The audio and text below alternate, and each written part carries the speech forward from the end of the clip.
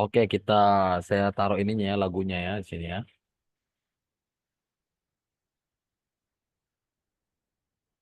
Oke, Bapak Ibu tahu lagunya ini ya. Tahu, tahu. Aduh, sebentar, sebentar.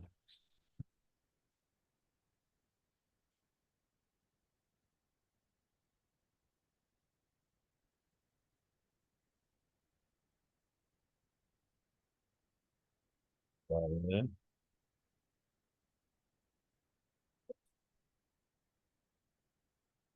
Oke, kita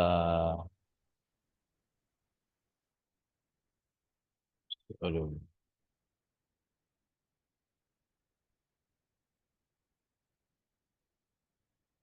Kelihatan Bapak Ibu ya. Ya, kelihatan, Pak. Bentar ya, kok ini ya, kok enggak.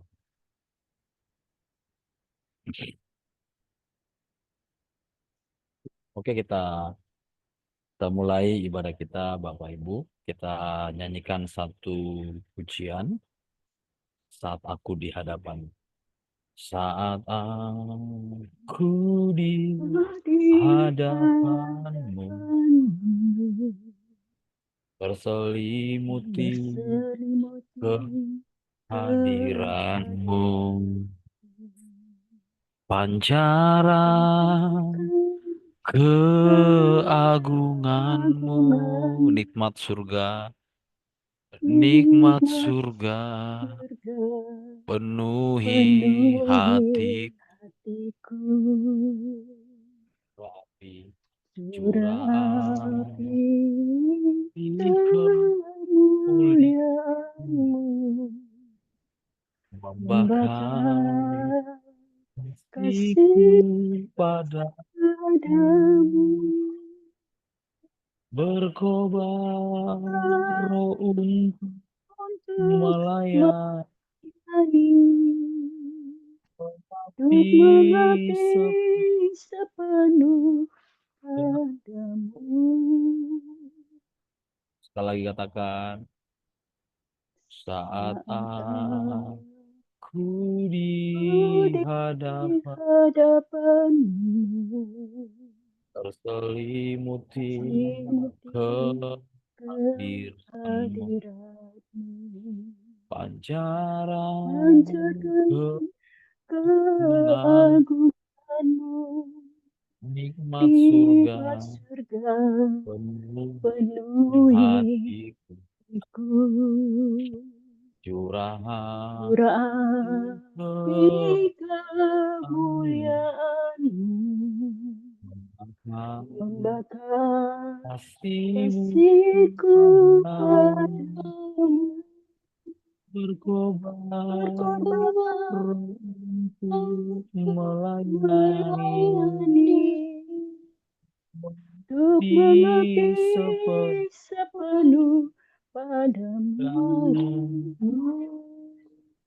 rinduku Rinduku Tuhan, Tuhan, doaku doaku Tuhan, Tuhan, ajarku ajarku tak tak ingin ingini aku, apapun.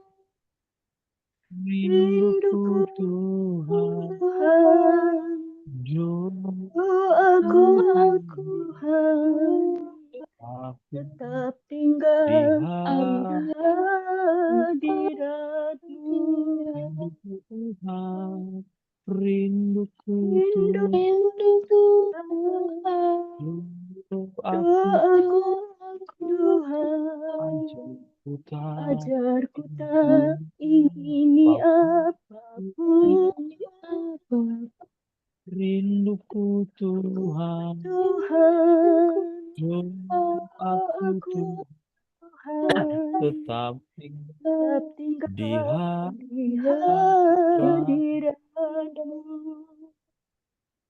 Mari sekali kita katakan dari awal. Saat aku di Aku di hadapan hadapan-Mu imuti berselimuti kehadiran kehadirat-Mu. pancaran Pancarkan keagungan keagungan-Mu nikmat surga surga penuhiku. hatiku. Tapi Api kemuliaan-Mu membakar kasih-Mu padamu, padamu, berkobar roh untuk melayani, mengabdi sepenuh sepenuh hati padamu. Sama-sama rinduku Tuhan. Rinduku Tuhan, Tuhan, aku Tuhan, ajarku ajarku tak ingini ingini apapun. apapun. Rinduku Tuhan, Tuhan, aku Tuhan, tetap di tinggal di hadirat-Mu. rinduku Rinduku Tuhan, aku Tuhan, ajarku Tuhan. tak ingini apapun.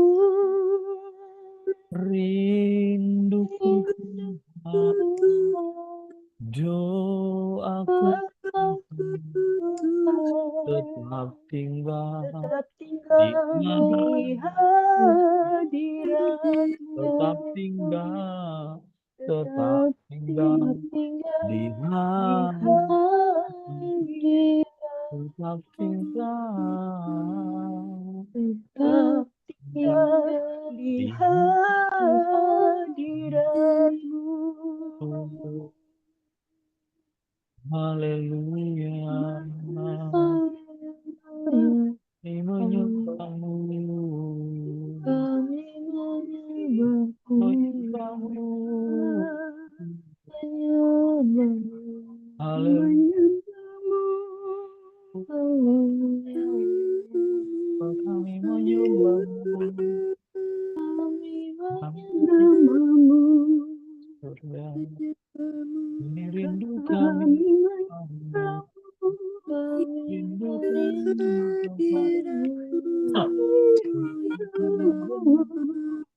kemuliaan-Mu. Ya haleluya. Kami menyembahmu, kami menyembahmu, haleluya.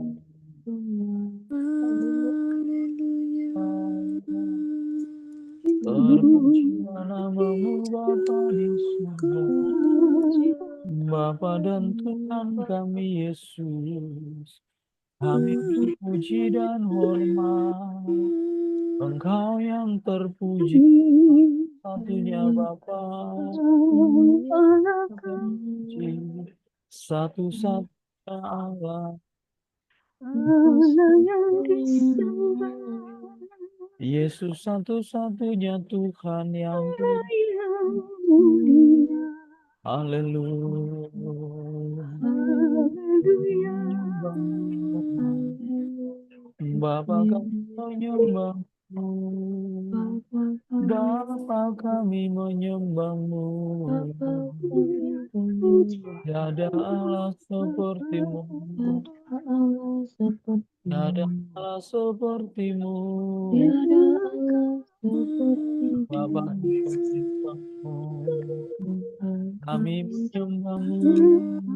Yang kami percaya, Seperti-Mu Bapa, maka kuduskanlah kami dengan kuasa darah-Mu. Darah Yesus Tuhan kami menyucikan kami. Malaikat-malaikat bersama-sama dengan kami. Haleluya. Haleluya, haleluya. Haleluya.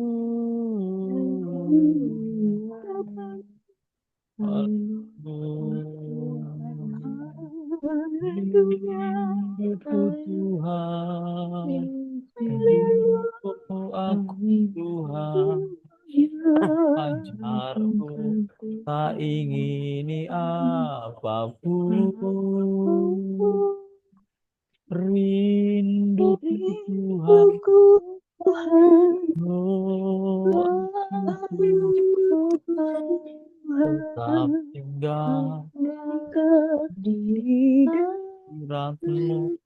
Mari katakan rinduku Tuhan, rinduku Tuhan, aku ajarku tak ingin apapun, rinduku Tuhan, doaku Tuhan, tetap tinggal di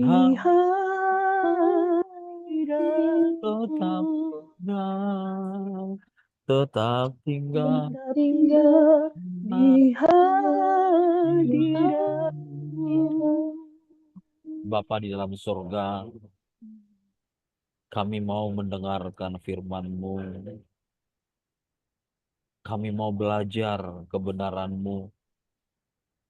Dan kebenaran-Mu lah yang memberikan pengertian bagi setiap kami. Khususnya kami dalam Home Plus Taiwan malam hari ini. Bapa berbicaralah bagi kami. Dan kami juga akan sharing kebenaran firman-Mu. Tuhan, Engkau yang menuntun kami. Hikmat-Mu yang terus berbicara atas kami dari awal sampai pada akhirnya. Bapa berkatilah persekutuan ini. Taruhkanlah berkat-Mu atas persekutuan kami malam hari ini. Di dalam nama Tuhan Yesus kami siapkan hati dan pikiran kami. Haleluya. Amin. Shalom Bapak Ibu yang dikasihi Tuhan. Saya menyapa Ibu Lisa, Ibu Sarah, Ibu Wina, Pak Alan, Ibu Yosewa. Saya mengucapkan Ni Hao Ma kepada kita semua. Ya, apa kabar semua? Pak, bisa Saya dilewatin, Pak. belajar semua baik-baik Bapak Ibu bisa lewati. Amin.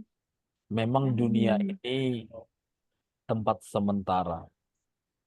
Bahkan dunia ini sebenarnya, di dunia ini kita seperti musafir dalam sebuah perjalanan.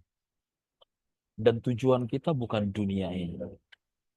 Tujuan kita adalah perkenanan Allah. Sehingga suatu hari, sebagaimana Tuhan Yesus pernah berkata, di mana aku berada, di sanalah mereka berada. Itulah tempat pelabuhan kita, Bapak Ibu. Bukan berarti ketika kita di dunia dan tujuan akhir kita adalah perkenanan Allah dan tempat pelabuhan kita adalah Allah itu sendiri. Bukan berarti kita tidak menjadi bekerja optimal. Bukan berarti kita tidak mengerjakan apa yang menjadi bagian kita sebagai orang percaya atau sebagai orang tua atau sebagai anak. Malahan ketika kita memahami dengan baik bahwa semua ini untuk kemuliaan Tuhan, maka apa yang bisa kita kerjakan, kita akan melakukannya secara maksimal karena semua itu diarahkan kepada Tuhan. Bapak Ibu yang dikasih Tuhan, di Roma pasal 12 ayat 11, satu ayat bagi kita hari ini. Bapak Ibu bisa membuka Alkitabnya. Roma pasal 12 ayat 11. Tema kita malam hari ini adalah roh yang menyala-nyala. Roh yang menyala-nyala. Roma pasal 12 ayat 11. Satu ayat bagi kita malam hari ini. Nanti kita akan sharing Bapak Ibu. Saya menyampaikan Roma 12 ayat 11 ini. Nanti kita ada sharing, kita berdoa syafaat. apa yang menjadi pergumulan-pergumulan kita, eh, kita akan doakan bersama, biar nyata kehendak Tuhan bagi kehidupan kita, rencana Tuhan boleh tergenapi dalam kehidupan kita. Saya bacakan bagi Bapak Ibu Roma pasal 12 ayat 11. Janganlah hendaknya kerajinanmu kendor. Biarlah rohmu menyala-nyala dan layanilah Tuhan. Bapak Ibu, hari ini panggilan Tuhan bagi Homeless Taiwan ini adalah rohmu menyala-nyala. Biarlah rohmu menyala-nyala. Kata rohmu menyala-nyala ini dimulai dari satu kalimat yang disampaikan oleh Paulus kepada jemaat di kota Roma. Dikatakan janganlah kerajinanmu kendor. Bapak Ibu yang dikasihi oleh Tuhan, ketika Rasul Paulus berkata janganlah kerajinanmu kendor, sebenarnya makna yang disampaikan oleh Rasul Paulus, Bapak Ibu sorry, suara saya jelas ya Bapak Ibu ya? Oke, Jelas, Pak. Karena saya ini lagi ada di Jelas. Starbucks ini. Saya lagi baru pulang kantor, saya di Starbucks ini. Saya belum pulang ke rumah ya. Jadi jelas ya Bapak Ibu ya. Maaf. jelas. Oke. Nah, Bapak Ibu ketika Paulus berkata jangan kendor. Kendor itu sebenarnya Bapak Ibu kalau bahasa sehari-harinya, kalau Bapak Ibu mengendarai kendaraan, jadi istilah misalnya nih kalau kita mengendarai kendaraan, misalnya lari 100. Lari 100, 120, ketika disebut oleh Paulus jangan kendor, kita mengurangi speednya. Jadi harusnya 100, harusnya normalnya 100, 110, 120. Tapi kita mengurangi speednya menjadi 50, semakin hari menjadi 40, semakin hari menjadi 30. Harusnya bertambah-tambah speednya. Kenapa Bapak Ibu Paulus mengatakan jangan kendor? Sebenarnya Bapak Ibu, latar belakang kitab Roma ini, bagaimana orang-orang Roma sebenarnya, jemaat Roma, mengalami penganiayaan karena iman.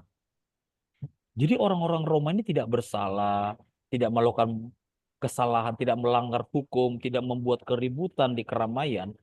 Tapi penguasa Roma sangat benci dengan orang Kristen. Tanpa sebab. Salah satu buku yang pernah saya baca, gereja bawah tanah itu ada di China. Ada di sana.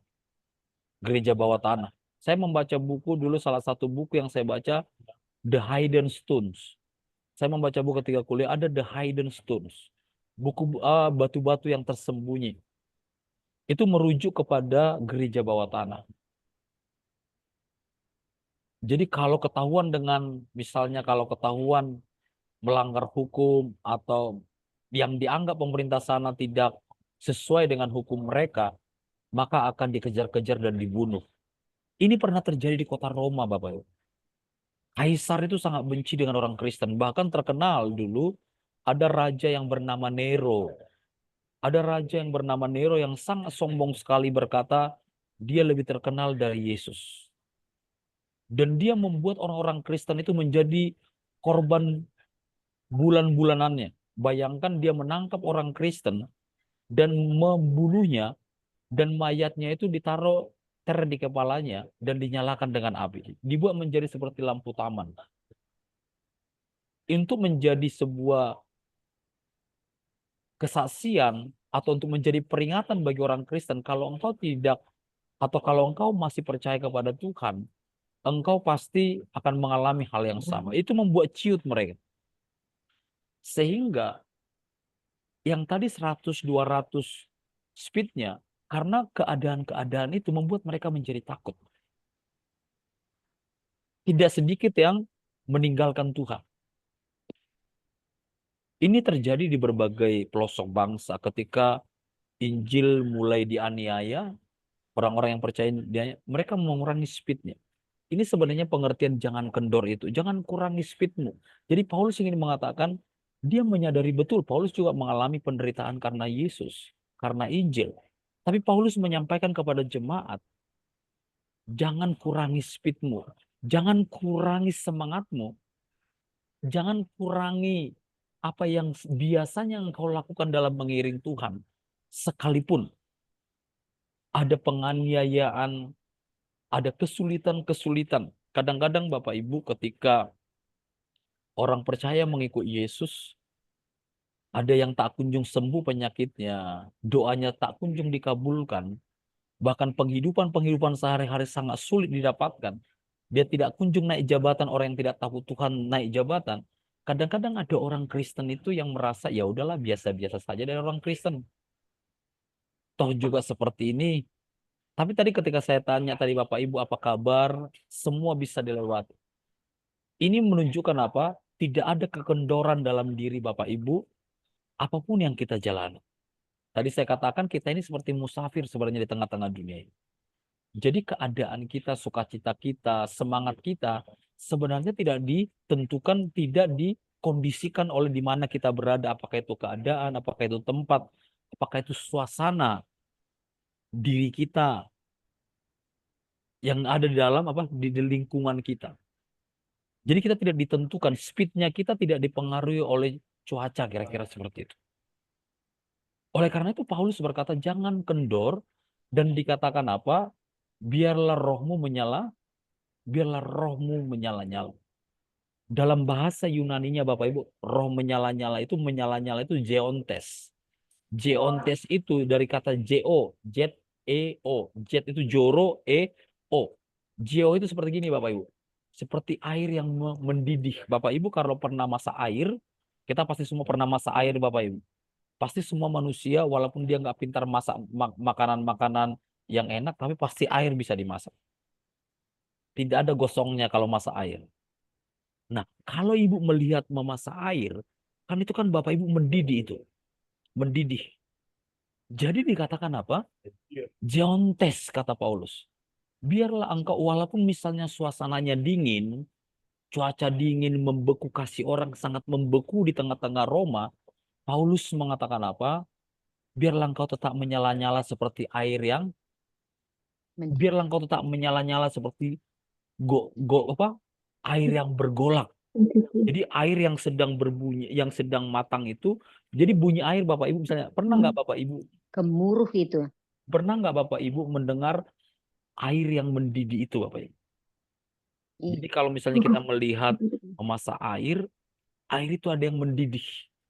Jadi seperti Jadi Paulus ingin mengatakan seperti ini. Ini kan kiasan. Yang dimaksud oleh Paulus adalah apa? Sekalipun ada penganiayaan yang sangat berat di kota Roma, tapi penganiayaan itu tidak menghalangi apa yang disebut dengan semangatmu di dalam mencintai Tuhan.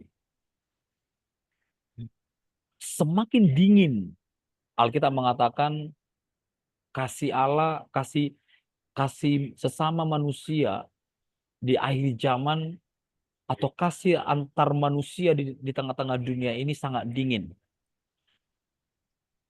Kadang-kadang orang tidak peduli apakah dia mati atau tidak, apakah dia bisa hidup atau tidak, dunia tidak memikirkan itu. Apakah dia ada belas kasih kepada orang yang membutuhkan belas kasih? Dunia tidak pernah memperhatikan itu dengan serius. Yang penting dirinya hidup. Yang penting dia bisa selamat. Yang penting dia bisa mendapatkan apa atau mencapai apa yang diinginkan. Jadi Paulus mengatakan seperti ini. Hai jemaat Tuhan yang di kota Roma, aku tahu bahwa ada penganiayaan yang besar di kota Roma. Tetapi biarlah rohmu yang menyala-nyala itu. Roh yang menyala-nyala menunjukkan kepada apa? Ketika Roh Kudus dikaruniakan kepada kita Bapak Ibu, maka roh itu yang terus membawa kita kepada kebenaran Tuhan. Roh itu yang memberikan tenaga dan kekuatan kepada kita untuk tetap mencintai Tuhan. Sama seperti antara pemuda dan pemudi yang baru bertemu dan mengikat satu yang disebut dengan hubungan. Apakah itu hubungan misalnya pasangan muda-mudi atau hubungan suami istri.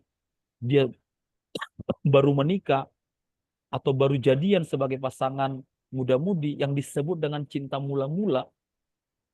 Paulus ingin mengatakan seperti ini, biarlah engkau tetap mencintai Tuhan seperti awalnya engkau mencintai Tuhan sebelum penganiayaan ini terjadi. Jadi jangan kurangi speedmu, kata Tuhan. Benar Bapak Ibu, saya sudah mendengar dalam pengalaman-pengalaman pelayanan, ada dulu orang yang sangat menyala-nyala dalam Tuhan. sangat menyala-nyala dalam Tuhan, sangat mencintai Tuhan, sangat fanatik kepada Tuhan. Tapi ketika misalnya dia mengalami hal-hal yang tidak sesuai dengan harapannya, bahkan dia tidak mendapatkan jawaban dari apa yang dimintanya, dia menjadi undur dari mencintai Tuhan, dia menjadi undur dari pelayanan, dia tidak mau melibatkan diri lagi dari hal-hal rohani yang berkaitan dengan apakah itu iman kepada Tuhan, apakah itu pelayanan, apa itu bakti sosial, dia menarik diri. Dia menjadi kendor. Karena bagi dia ya sama saja. Walaupun aku ikut Tuhan, tetap hal-hal yang seperti ini aku alami. Dia meninggalkan Tuhan jadi. Dulu masih muda dia menyala-nyala. Dan tidak sedikit yang saya dengarkan Bapak Ibu, masa muda dia melayani di gereja, melayani di mimbar gereja.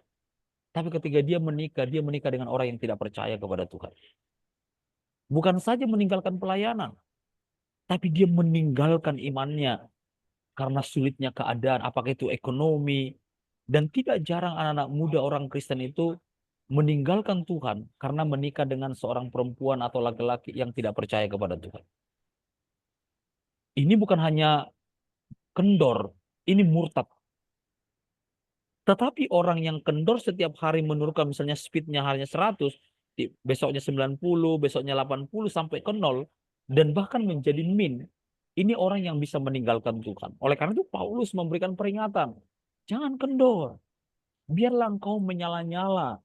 Seperti sedia kala ketika engkau menerima Kristus dan menerima Roh Kudus sebagai pemimpin dalam kehidupan. Apapun itu yang kita lakukan. Jadikan apa? Roh Kudus yang dikaruniakan itu akan memberikan apa? Pimpinan kepadamu. Dia akan membuat kita bergairah penuh kekuatan untuk berjalan bersama dengan Allah yang kita percayai. Jadi roh yang menyala-nyala itu Bapak Ibu, kenapa Paulus mengatakan jangan kendor, jangan kurangi speed daripada cintamu kepada Tuhan. Agar kita tetap menyala-nyala bagi Tuhan. Karena ketika kita menyala-nyala bagi Tuhan, di sanalah Bapak Ibu kita apa? Benar-benar memberikan diri kita untuk terus dipimpin oleh Tuhan. Orang yang biasanya kecewa, tawar hati, dia bisa berkata seperti ini, ya Tuhan saya tidak, saya biasa-biasa aja. Saya nggak usah benar-benar mengandalkan Tuhan atau membicarakan Tuhan atau fanatik kepada Tuhan. Dan ini juga bisa membisikkan itu kepada telinga kita berkata, ya ikut Tuhan biasa-biasa saja. Tidak usah terlalu menggebu-gebu ikut Tuhan. Tidak usah berdoa setiap hari. Iblis bisa melakukan itu Bapak Ibu. Dan itu biasanya korbannya itu selalu apa? Orang yang sedang kecewa karena beban berat. Orang yang sedang kecewa karena kehidupan yang tidak sesuai dengan ekspektasinya. Sama seperti kota Roma, jemaat yang sedang dianiaya, itu pasti menjadi sasaran iblis untuk mereka meninggalkan imannya. Seolah-olah iblis itu akan mengatakan nanti, percayamu kepada Yesus tidak membuat engkau lepas dari penganiayaan, lepas dari penderitaan. Tapi Paulus mengingatkan, hai jemaat Tuhan yang dikasihi Tuhan, biarlah engkau tetap bersemangat. Biarlah tetap engkau menyala-nyala. Biarlah engkau tetap mendidih seperti air yang sedang bergelora itu. Bapak Ibu, kalau saya mengatakan misalnya seperti air yang mendidih, Bapak Ibu bisa merasakan ya. Kalau kita mencintai Tuhan, kalau kita mencintai Tuhan, kita sangat merindukan Tuhan. Ada sebuah rasa dalam diri kita ini sebenarnya yang tidak bisa dihentikan oleh apapun. Kadang-kadang Bapak Ibu dalam persoalan rumah tangga atau dalam pekerjaan atau apapun yang kita gumuli belum tercapai atau belum kita dapatkan, dengan segala keberadaan itu Bapak Ibu, kita tidak mendapatkan, belum mendapatkan apa yang kita doakan, keadaan kita belum baik-baik. Tapi di dalam roh kita itu Bapak Ibu seperti ada semangat yang tidak bisa ditutupi oleh keadaan yang sedang kita alami. Saya pernah merasakan itu Bapak Ibu. Sebenarnya saya ketika merenungkan keadaan, ini agak sulit ini apa yang saya sedang jalani. Tetapi roh di dalam diri saya itu seperti memberikan saya sukacita dan kekuatan. Dan seperti meyakinkan saya, ini semua bisa dilewati. Seharusnya dengan melihat suasana yang ada, kita sudah lemas, kecewa, tawar. Tapi ada roh dalam diri kita ini yang kita jaga terus untuk mencintai Tuhan. Tidak surut, tidak padam. Sekalipun ada hal-hal di depan kita yang jauh dari harapan kita terjadi. Oleh karena itu Paulus mengatakan, jangan kendor, jangan turunkan misalnya, kalau misalnya Bapak Ibu terus membaca Alkitab, berdoa setiap hari, merindukan Tuhan, Tuhan segalanya bagimu, sekalipun keadaanmu atau doamu belum dikabulkan, atau apapun yang kau alami, Paulus mengatakan jangan kurangi speedmu. Bapak Ibu, ada orang, kita ini orang percaya ini, kita sering bersukacita haleluya kepada Tuhan kalau dia mengabulkan doa. Tapi kalau doa kita nggak dikabulkan, kita sering mengurangi speed kita untuk bertemu dengan Tuhan. Yang dulunya 3 kali 1 hari, udahlah biasa-biasa aja lah, 1 kali aja. Yang dulunya rajin baca Alkitab, sekarang ya udahlah nggak usah lah, sekali seminggu saja. Ini yang dikatakan apa? Mengurangi speed, Bapak Ibu. Jadi Paulus ingin mengatakan walaupun ada penganiayaan di kota Roma, walaupun keadaan kita belum lebih baik dari yang kita harapkan, Paulus mengatakan biarlah engkau tetap mendidih di dalam Tuhan. Sekalipun di luar sana penuh dengan apa? Ada salju yang menutupi rumah kita. Tapi hatimu tidak pernah dingin kepada Tuhan. Ini yang disebut air yang sedang bergejolak, yang sedang mendidih. Bapak Ibu, kalau kita memasukkan ikan atau daging ke freezer, kan kalau kita keluarkan, kita masukkan ke wastafel, kita siram dengan air, kan bekunya itu langsung mencair pelan-pelan, Bapak Ibu. Apalagi kalau misalnya air yang mendidih kita taruhkan ke ayam atau ke ikan yang masuk freezer itu. Dia pasti langsung mencair. Jadi Paulus ingin mengatakan seperti ini. Apapun keadaan dunia ini, apapun yang sedang kau alami hari ini Tuhan tahu, tapi Tuhan mengatakan apa? Biarlah kau tetap menyala-nyala di dalam Tuhan. Biarlah kau tetap bersinar di tengah-tengah gelapnya dunia ini. Jadi tidak bisa memang dipungkiri sebagian kita orang Kristen ini hitung sama Tuhan, menghitung di hadapan Tuhan. Dia berharap kalau seperti ini Tuhan inilah yang kudapatkan. Kalau seperti ini aku sungguh-sungguh mencintai berarti inilah yang keadaanku. Seperti inilah keadaanku. Kira-kira seperti itu. Tetapi hari ini apalagi kita di GSKI selalu punya slogan bisa dilewati. Bisa dilewati itu bukan berarti semua baik-baik saja. Kalau bisa dilewati kan sebenarnya sulit. Tapi bersama Tuhan, Paulus mengatakan di dalam Tuhan. Segala perkara dapat kutanggung di dalam Tuhan yang memberikan kekuatan. Jadi ini Bapak Ibu bukan berarti semua baik-baik saja. Tapi semua bisa baik-baik. Karena kita berjalan bersama dengan Tuhan. Mati dan hidup kita di tangan Tuhan. Sehingga apapun yang kita lalui, doamu sudah dikabulkan Tuhan atau tidak, penyakit kita sudah disembuhkan Tuhan atau tidak, apapun yang kita inginkan dan belum dikabulkan oleh Tuhan, kita bisa lewati dengan roh yang menyala-nyala. Jadi sekali lagi roh yang menyala-nyala ini tetap mengarahkan pikiran kepada Tuhan. Apapun suasana dan kondisi yang ada di sekitar kita. Tidak dipengaruhi oleh apapun. Hanya satu yang bisa mempengaruhi kita, yaitu Tuhan. Makanya tadi lagu itu mengatakan, rinduku Tuhan, doaku Tuhan, ajarku tak ingini apapun. Ajarku tak ingini apapun, Bapak Ibu, bukan berarti kita nggak membutuhkan apa-apa di dunia ini.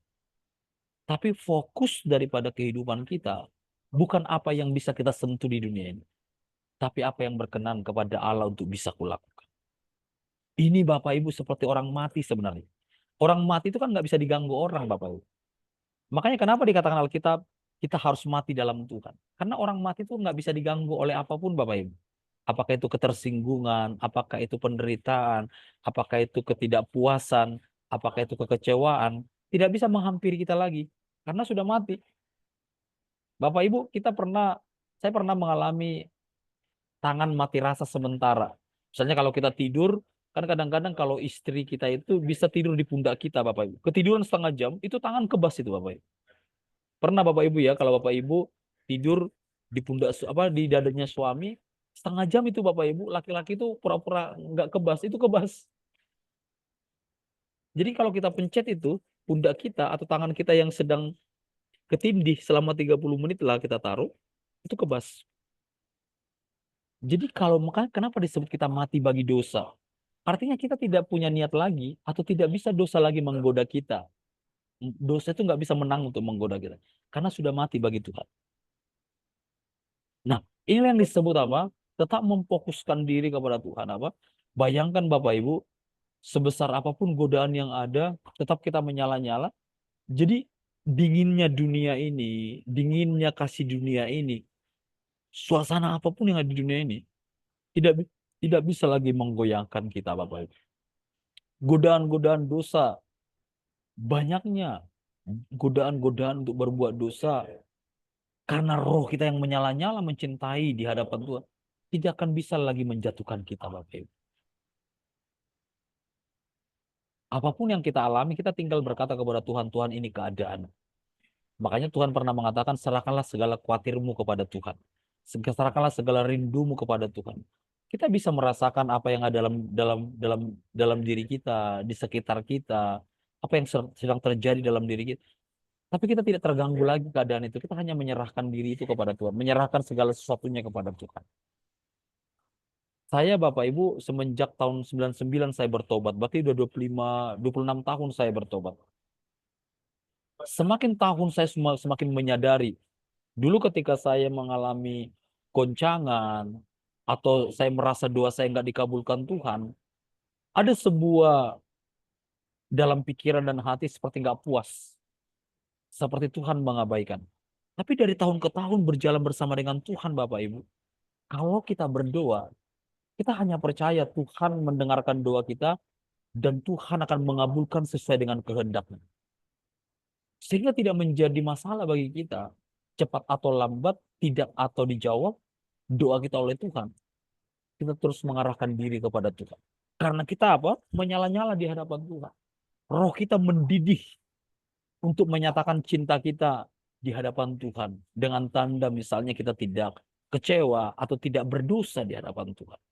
Sehingga kita apa? Mengkondisikan atau diri kita akan terkondisi dengan apa yang ada pada Tuhan. Bukan Tuhan yang mengkondisikan dirinya untuk kita, tapi kita yang mengkondisikan diri kita untuk Tuhan. Dan itu tidak dibuat-buat, karena dari hari-hari kita berjalan bersama dengan Tuhan. Amin Bapak Ibu ya. Makanya ketika Yesus yang dipenuhi Roh Kudus dikatakan, Yesus dibaptis di Sungai Yordan, Roh Kudus turun atas Yesus, dia pergi ke padang gurun, dan di padang gurun Yesus dicobai. Yesus dicobai. Yesus sangat bisa jatuh dalam dosa ketika di padang gurun. Dia lapar, dia digoda untuk membuat batu jadi roti. Dan Yesus berkata, ada tertulis.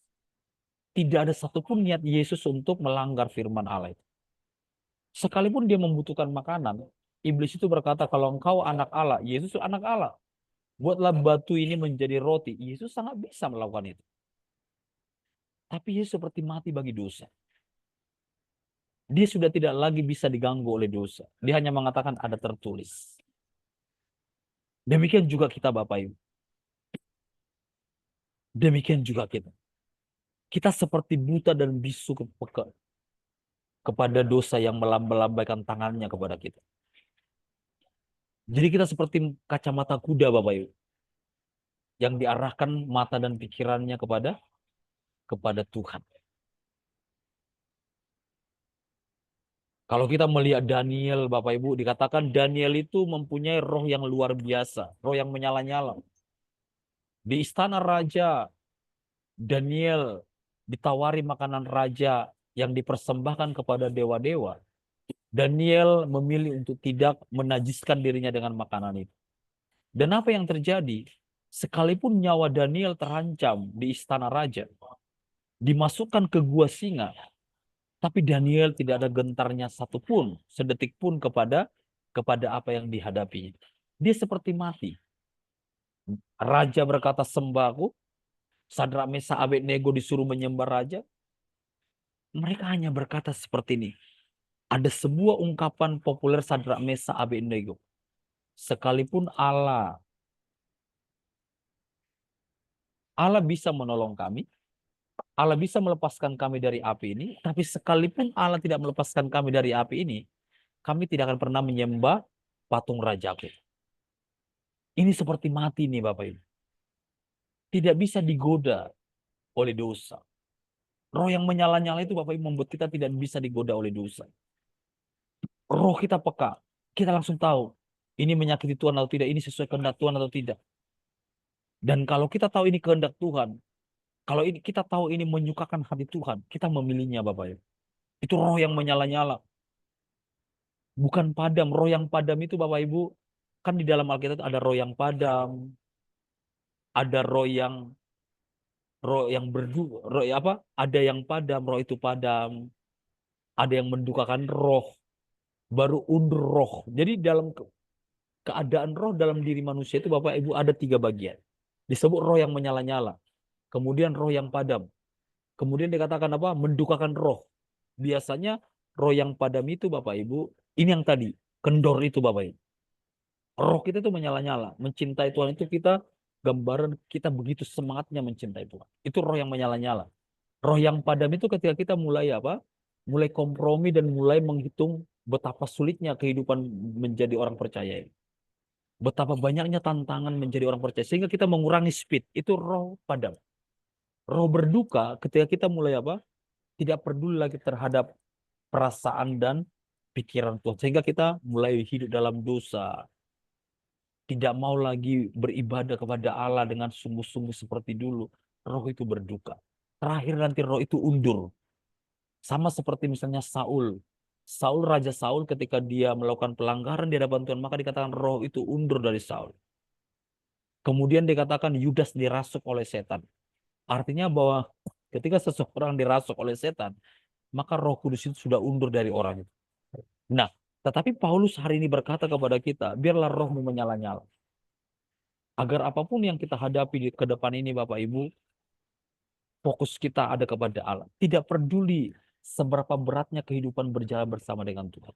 Tadi Ibu Lisa, Ibu Wina, Ibu Sarap, Pak Alan, Ibu Nena, kita ingin berkata hari Ibu Yosefa, kita mau lewati bersama dengan Tuhan. Amin. Sampai kita mencapai garis finish.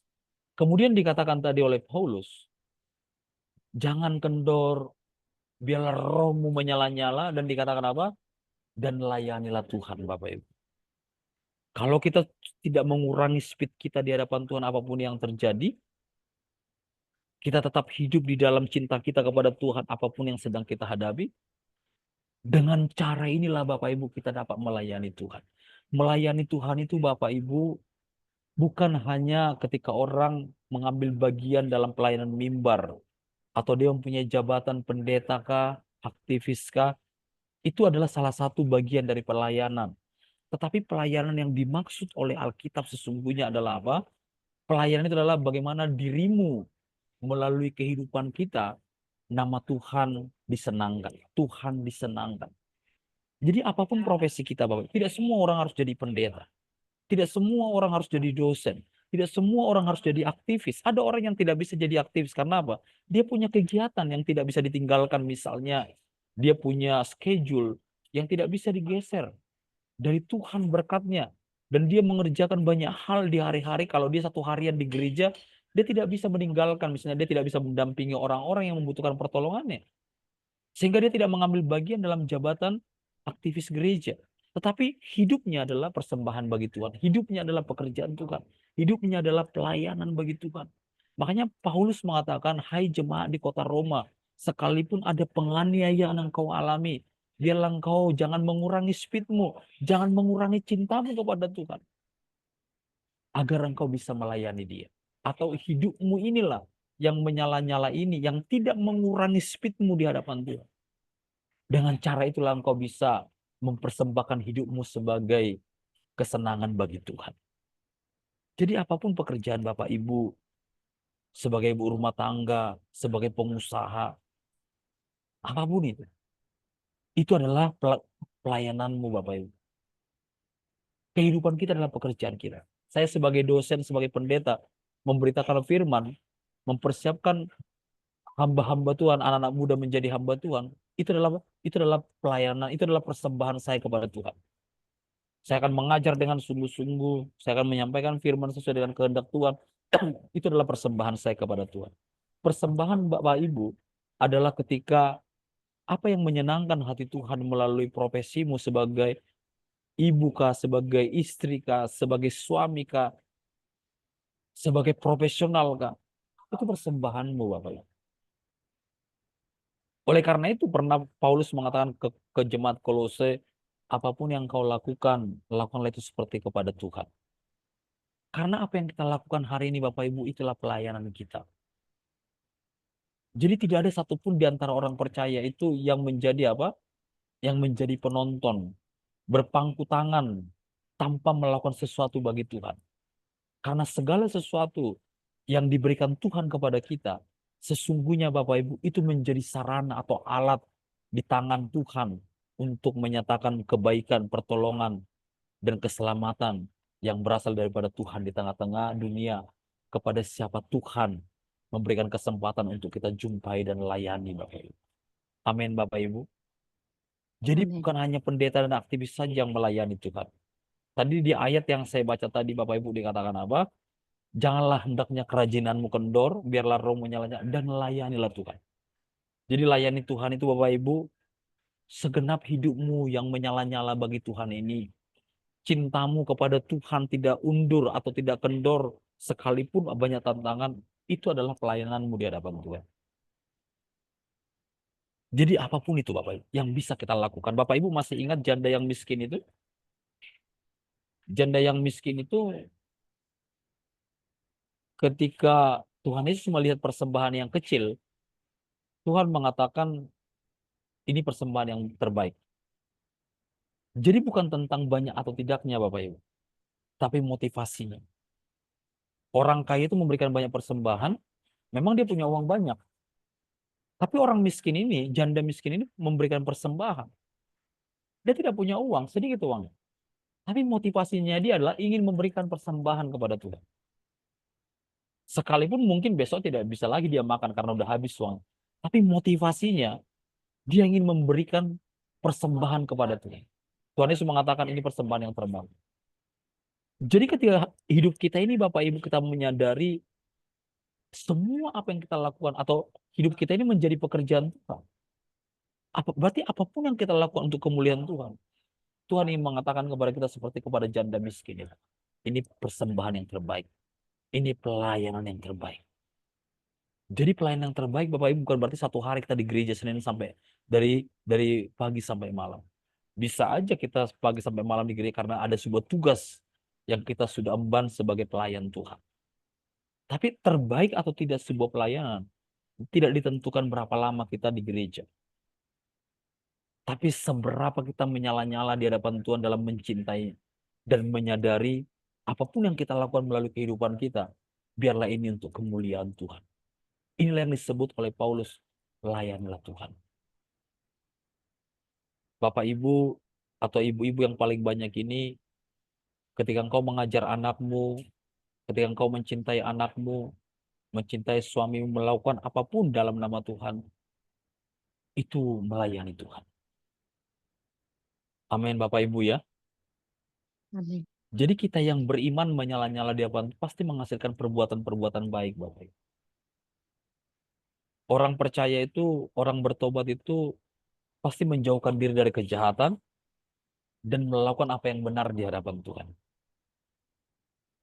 Jadi Bapak Ibu, seperti Paulus katakan saya ambil satu ayat bagi Bapak Ibu di Filipi 1 ayat 21. Filipi 1 ayat 21 ayat 22 dikatakan, karena bagiku hidup adalah Kristus kata Paulus. Dan mati adalah keuntungan. Ayat 22 dikatakan Paulus, tetapi jika aku harus hidup di dunia ini, itu berarti bagiku bekerja memberi buah. Karpos ergon dalam bahasa aslinya itu karpos ergon itu Bapak Ibu, biarlah hidupku bisa dinikmati oleh Tuhan. Melalui apa yang kukerjakan di tengah-tengah dunia ini. Karpos ergon itu Tuhan menikmati hidupku melalui pekerjaan yang kulakukan di dunia ini. Melalui apa yang kubuat bagi orang-orang yang mengenalku. Itu adalah pelayanan yang paling mulia Bapak Ibu. Amin. Jadi Amin. home Taiwan dipanggil Tuhan untuk tetap menyala-nyala. Amin. Apapun doamu yang belum dikabulkan Tuhan, kerinduan kita yang sangat mendalam, yang kita anggap ini sangat pantas ini dikabulkan Tuhan. Tetaplah naikkan doamu tanpa mengurangi speednya, tanpa menurunkan kecepatanmu, tanpa menurunkan kualitasmu mengasihi Tuhan. Tetap naikkan doamu di satu sisi, tapi tetaplah engkau bersemangat seperti pada mulanya engkau mencintai Tuhan. Roh yang menyala-nyala itu menjaga atau tetap di dalam cinta mula-mulamu kepada Tuhan. Dalam pernikahan itu sering dikatakan suami istri biarlah engkau mengingat cinta mula-mula. Sekalipun sudah berumur, sudah pernikahan, sudah masuk 20 tahun, 30 tahun, 80 tahun, sering dikatakan jagalah kasih mula-mula. Jangan kendor, jangan kurangi speedmu. Ah, suami saya udah buncit, Pak. Saya kurangilah speed saya mencintai dia. Ya, istri saya sudah one pack. Dulu kan seperti gitar Spanyol, sekarang sudah one pack. Sudah lurus, gitarnya sudah lurus. Kan ada orang seperti itu bercandanya ya. Ya, biasa-biasa aja lah Pak, sudah tua. Itu mengurangi speed Bapak Ibu. Tetapi hari ini Tuhan memanggil kita mau terus menyala-nyala bagi Tuhan. Kalau misalnya Tuhan mengabulkan semua doa, misalnya kita punya doa 10, kita menyala-nyala itu biasa Bapak Ibu. Tapi kita semakin berdoa, Tuhan tidak seperti mendengar. Tidak menjauh-jauh doa kita. Kadar kita tidak menjadi lebih baik. Tapi tetaplah rohmu menyala-nyala. Disinilah Tuhan akan apa? Akan melihat hati kita, betapa kita mencintai Dia. Tuhan berkuasa atas apapun. Tuhan bisa membolak-balikan hati orang. Tuhan bisa membolak-balikan kekuatan apapun di dunia ini. Tapi di atas semua itu Bapak Ibu, kita tetap jaga hati kita untuk tetap menyala-nyala di hadapan Tuhan. Agar kita tidak pernah kompromi terhadap apa yang disebut kecewaan, apa yang disebut dengan dosa. Dan biarlah roh kita tetap menyala-nyala. Agar kita bisa menjadikan kehidupan kita menjadi pelayanan yang mendatangkan, menjadi persembahan yang menyenangkan hati Tuhan. Amin. Kita berdoa Bapak Ibu sebelum kita sharing firman Tuhan ya. Bapa di dalam sorga, hamba sudah menyampaikan kebenaran-Mu bagi jemaat-Mu di Home Taiwan. Bapa, Engkau memberikan kekuatan bagi kami dengan pertolongan roh-Mu. Biarlah roh kami tetap menyala-nyala. Biarlah roh kami tetap mendidih, penuh semangat untuk mencintai Tuhan seperti Tuhan mencintai kami. Karena kami tahu dengan kami terus mencintai Tuhan tanpa mengurangi rasa cinta kami dengan keadaan yang ada. Kami terus memilih mencintai Tuhan, maka kami percaya penyertaan Tuhan. Kami percaya Tuhan akan memberikan kesempatan kepada kami melalui kehidupan kami. Kami akan melakukan pekerjaan-pekerjaan-Mu. Hidup kami akan menjadi persembahan yang menyenangkan hati-Mu. Kami menjadi alat pertolongan. Kami menjadi alat kebaikan Tuhan di dalam dan melalui kehidupan kami. Bapa berkatilah setiap jemaat-Mu yang tergabung dalam Home Plus Taiwan ini. Roh Kudus yang memberikan kekuatan dan semangat yang baru bagi setiap kami. Dalam nama Tuhan Yesus kami berdoa. Amin. Amin. Oke, silakan Ibu Lisa, saya kembalikan. Terima kasih Pak. Terima kasih Pak Edi. Siapa yang mau sharing? Silakan, dipersilakan. Saya boleh sharing Mau sebentar? sharing? Ya, Ibu Yosepa, Ya, silakan. silakan. Iya. Selamat malam, Pak. Selamat malam, Ibu. Iya, saya pengen tanya ya, Pak. Saya sudah 21 tahun ikut di gereja Petani. Iya. Untuk sementara ini emang udah dari tahun kemarin sih ya. Cuman terkadang saya datang, terkadang enggak. Karena saya udah tersakiti begitu. Sementara ini saya kalau ibadahnya ikut ibadah online nggak ke gereja itu gimana ya Pak? Ya, Ibu Yosepa, sebenarnya ketika kita online atau onsite, bagi saya itu tergantung waktu. Tapi yang menjadi masalah, hanya gini, onsite atau online kita melihat waktu yang ada, itu tidak masalah. Tetapi menjadi masalah, yang melatar belakangi kita online. Mhm. Karena beribadah itu adalah motivasi. Jadi kalau Ibu Yosefa misalnya, aduh saya nggak suka dengan gereja itu, saya nggak mau ketemu mereka, saya mau beribadah online saja. Nah, ini menjadi masalah. Tapi kalau misalnya saya ini beribadah, atau ibu-ibu yang ada di Taiwan, aduh saya mau beribadah di truth.id aja.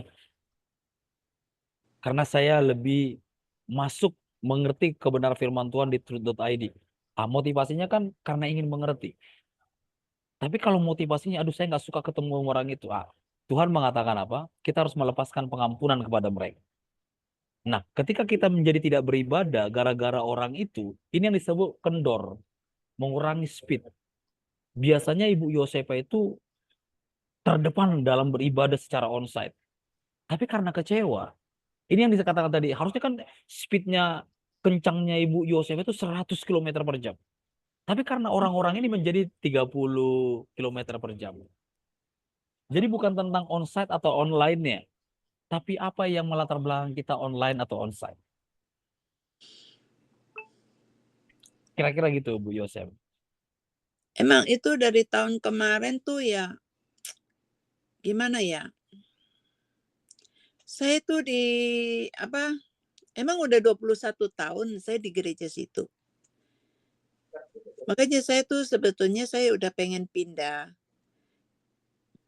gereja, cuman anak saya tuh kayaknya nggak suka. Katanya mama udah sekian tahun di sini. Sekarang pengen pindah begitu. Ya karena gimana ya, nggak terberkati begitu, udah tersakiti begitu gitu. Oke. Ada dua Jadi hal yang ya.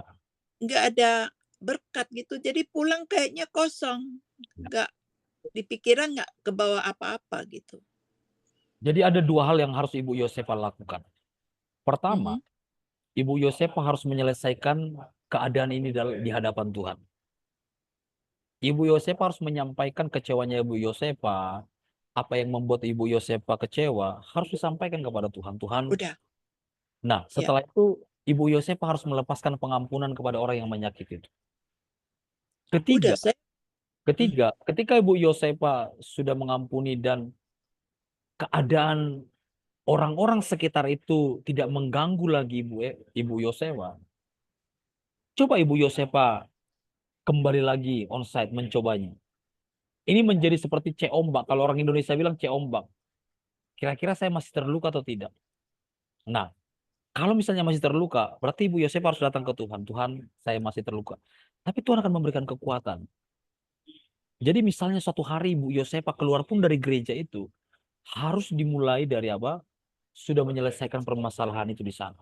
Permasalahan dalam arti hati kita sudah benar-benar kita serahkan kepada Tuhan, keadaan itu sudah diserahkan kepada Tuhan. Karena hanya satu kepentingan Tuhan bagi kita, kita bertumbuh. Kalau tadi Ibu Yosefa mengatakan, saya nggak mendapat apa-apa di sana. Nah, dua hal membuat kita tidak mendapat apa-apa. Apakah kita sudah pesimis dengan keadaan itu, sehingga apapun yang dibicarakan oleh hamba Tuhan di gereja itu, kita sudah merejectnya, kita sudah menolaknya, karena keadaan-keadaan yang ada. Nah, makanya saya katakan tadi, dipastikan kita ini sudah, pokoknya bagian kita adalah apa? Menyelesaikan diri kita kepada Tuhan. Tuhan, aku seperti ini, mereka seperti ini, aku menyerahkan, aku mengampuni. Kalau bisa kita sebut nama-nama orang itu. Aku melepaskan pengampunan kepada mereka. Dan aku tidak mau terluka, aku tidak mau sakit hati. Tuhan tuntunlah aku kalau memang aku mau pindah gereja, biar aku tetap bertumbuh di dalam-Mu. Berilah petunjuk, kalau memang aku harus tetap di sini, berilah petunjuk. Tuhan akan menolong kita. Iya, kayak tadi sekitar jam 3 itu saya juga ada SMS sama Ibu Gembalanya. Saya bilang, "Bisa telepon sebentar Ibu Gembala?" Dia bilang, "Bisa." Terus saya telepon. Saya tuh pengen minta dipertemukan dengan sebetulnya itu seorang hamba Tuhan, Pak. Hamba Tuhan, hamba yang masih muda, yang baru datang dari Indonesia. Ya, itu pun juga saya banyak dukung dia juga ya. Saya yang belakangan ini dia ngomongnya agak kasar sama saya. Saya nanya baik-baik. sebelum jam ibadah itu saya nanya baik-baik, dia bilang, "Ibu jangan cari gara-gara ya," katanya. "Ini jam ibadah," gitu. Loh, saya bilang, "Saya kan tanya baik-baik." Nah, terus Hmm. dia nggak hati, dia keluar, balik lagi, saya lagi doa, saya masuk gereja, saya doa. Selesai doa, dia berdiri di samping saya. Dia bilang, "Ibu jangan memfitnah saya ya," katanya. Saya nanya baik-baik, kenapa kiriman saya itu nggak dilihat-lihat gitu aja. Dia bilang, "Ibu jangan memfitnah saya." Loh, saya nggak memfitnah kamu. Saya kan nanya baik-baik, kenapa bilang saya fitnah? Justru itu tadi saya telepon ibu gembalanya, saya bilang saya mau minta dipertemukan dengan orang itu. Orang itu sampai hari ini pun dia nggak minta maaf. Pernah minggu kemarin itu datang, pun waktu Cynthia, itu dia datang Kyung-hee, tapi dia nggak minta maaf atas kesalahannya. Gitu loh. Jadi tadi saya bilang sama ibu gembala, saya bilang kalau bisa dipertemukan gitu, diberesin gitu loh. Emang saya setiap pagi malam saya doa, saya minta sama Tuhan melepaskan pengampunan. Ya, setiap pagi jam 4 saya bangun selalu saya doa, saya selalu minta sama Tuhan, minta Roh Kudus dukung saya, bimbing saya, kasih saya hati yang mengampuni gitu loh. Tapi nggak tahu ya, hati ini udah tersakiti begitu rasanya. Masih gimana, masih sakit gitu ya. Kenapa dia merasa nggak bersalah gitu. Gitu, Pak. Berarti tadi apa yang disampaikan Firman tadi itu harus kita praktekkan. Artinya gini, betapa dinginnya dunia ini. Tadi saya menyebut di luar itu salju, beku. Taruhlah misalnya hati orang itu beku. Tapi roh yang menyala-nyala dalam diri Ibu Yosefa tidak akan mempersoalkan kebekuannya lagi. Karena rohnya Ibu sangat mencintai Tuhan. Jadi biarkan saja sementara anak muda itu di dalam keadaannya hari ini. Sambil kita mendoakan di hadapan Tuhan. Jadi Ibu Yosefa seperti pakai kacamata kuda dulu. Aku mau tetap mencintai Tuhan. Aku tidak mau terhalang karena keadaan ini. Anak muda yang baru datang dari Indonesia ini. Kita datang kepada Tuhan. Tuhan, aku mau menyala-nyala rohku kembali. Mencintai Tuhan seperti Tuhan mencintai.